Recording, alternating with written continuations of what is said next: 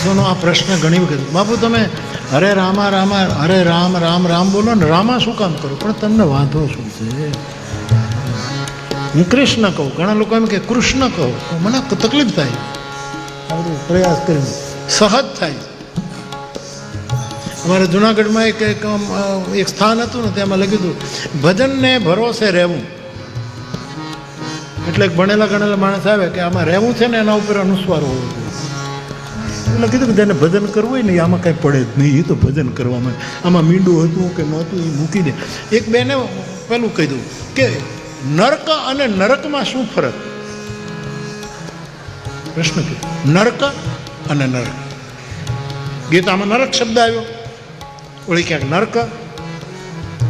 તુલસીદાસજી બી સરગ નરક નરક.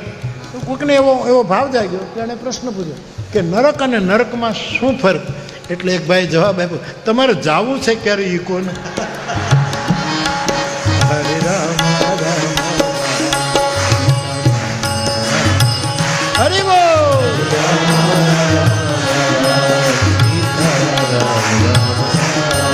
હરે રામ રામ સીતા રામ રામ રામ રામ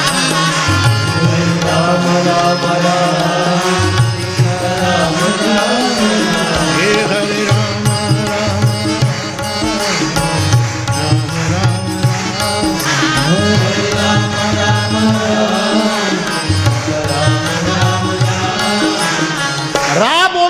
મોઢું પોળું થાય રા અને પાપ બધા બહાર નીકળી જાય.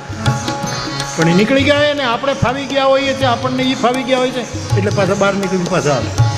પણ રા બોલો એટલે પાપ બહાર નીકળે, એટલે તુરંત માં બોલવું, ઠોઠ બંધ કરી દેવા એટલે બહાર ગયું પાછું ના આવે.